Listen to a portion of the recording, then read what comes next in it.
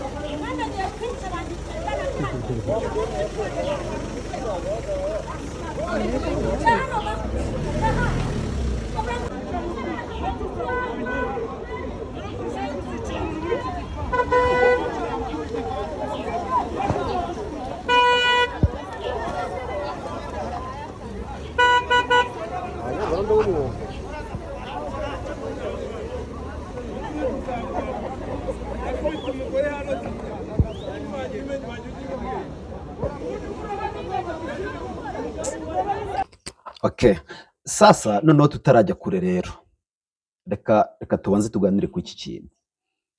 Banza umpe igitekerezo wowe uko ubibona hagati y'uyu munyerondo ndetse n'aba bamama babiri, ninde uri mu ikosa? Banza unyandikire muri komanteri umbwire uti hagati y'aba bamama babiri abanyerondo nibo bari mu makosa cyangwa se aba bamama babiri nibo bari mu ikosa. Yewe reka mpere ko aba banyerondo, ubundi aba banyerondo njye mpamya ko inshingano zabo ni ugucunga umutekano w'abantu n'ibintu ku kijyanye n'imyitwarire yabo, haba abo ngenda mbona mu makaritsiye y'ahantu runaka, ndetse n'aba ngaba ndahamya ko imyitwarire yabo ntabwo ari myiza. Ibintu nabivuga nshingiye ku ki? Niba uri umuyobozi ukaba ushinzwe umutekano w'umuntu, uwo muntu ushinzwe ukabona ari mu makosa, hari uburyo yerekerwamo, hari uburyo afatwamo, hari uburyo aganirizwamo, hari n'uburyo yerekwa ikosa rye, yaba ari n'umunyamahane cyangwa se yaba ibyo bintu atabyumva, akagira ubundi buryo ari buze kubyerekwamo, ariko bitari mu buryo bw'akavuyo ku buryo abantu bose bataza kubona ko hari icyo wakoze cyarengereye. Uko muri kubibona uyu mama ahetse umwana, sibyo? Wowe w'umunyerondo cyangwa se we muyobozi, mbere na mbere ugomba kubanza kwibaza iki kintu: ese uyu mubyeyi aramutse atari normal mu mutwe, nkaba nshobora kumusembura agashyira umwana hasi cyangwa se akanamutura hasi, cyangwa se mw'uku kuntu kutumvikana hagati yanjye nawe, umwana akaba ashobora kuba yagwa hasi, ese ingaruka zavamo nazihanganira? None ibyo ngibyo wamara kubitekereza gutyo, agahita hazamo noneho cya kintu cy'umuntu ukavuga uti ese uyu muntu noneho ndamufata mu buhe buryo cyangwa se ndamutwara mu buhe buryo? Ibi ngibi ndabivuga kubera ko ntekereza ko n'abayobozi babo, inzego zibashinzwe, bakabaye nabo bagira umwanya wo kuganiriza. Ndabizi ko buri mugoroba bagira icyo twita foreign, cyangwa se guhura bagahabwa amawayiza y'uburyo akazi k'uwo munsi cyangwa se k'iryo joro kagiye kugenda. Bakavuga uti ibi bintu turabikora gutya, mbese bagafata umurongo muzima, runaka arakorera hano, uriya arakorera hariya. Muri iyo foreign njyewe mbona abayobozi babo bakabaye bajya gufata n'umwanya bakabaha training, kubera ko ubundi abayobozi b'aba bantu ubundi aba ari abantu baba baragomba kuba barakoze imyitozo yaba ya gisirikare cyangwa se ya gipolisi, ariko barahuye n'imyitozo itandukanye.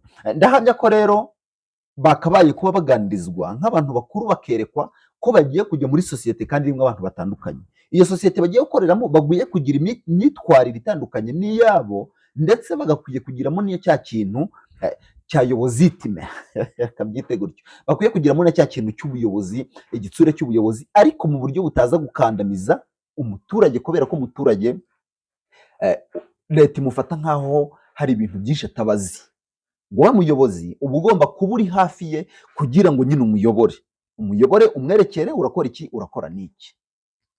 Aho ni ku ruhande rw'abanyerondo. Abanyerondo bakwiye kureka kwitwara nk'imbobo, bakamenya ko ari abayobozi, bakwiye kumenya ko bafite inshingano zo kurinda abantu ndetse n'ibintu byabo, kandi bakareka kumva ko bari supanatire cyangwa se bari hejuru y'abandi.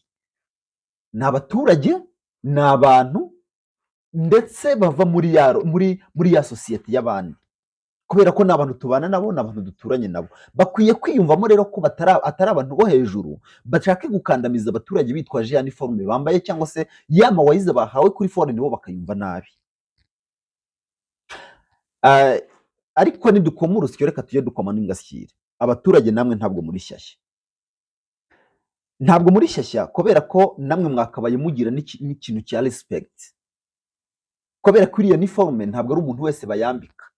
Hari impamvu ayambaye wowe ukaba utayambaye, sibyo? Niba mushaka ko tubana neza, niba mushaka kubana n'abariya neza, hari ibyo ugomba kwirinda kugira ngo utaza kumbangamira cyangwa se nkubangamire, kubera ko turabizi ko mu mategeko y'u Rwanda cyangwa se mu mategeko internationale y'umuntu cyangwa se ikiremwa muntu, aho uburenganzira bw'umwe burangirira niho ubwundi butangirira. Ni ukuvuga ngo njyewe nawe uburenganzira bwawe ubwo ufite burangana n'ubwo mfite. Nta mpamvu rero yo kuza kuguhungabanyiriza umutekano cyangwa se kuguhungabanyiriza uburenganzira bwawe ngo ndi kurwana ku bwanjye. Ukwiye kugira ubwawe buri full, nanjye nkagira ubwanjye buri full. Abaturage rero nk'uko nari mbivuze, mukwiye kumenya ko aba ari abayobozi, bakwiye kubareberera. Niba ufite ikibazo, uriya muntu afite urwego rumushinzwe. Kwifata ugatuka umuntu wambaye niforume ya leta ukamwita imbobo, ukamwita iki, hariya naho nawe uba ukwiye gufatwa ukagororwa.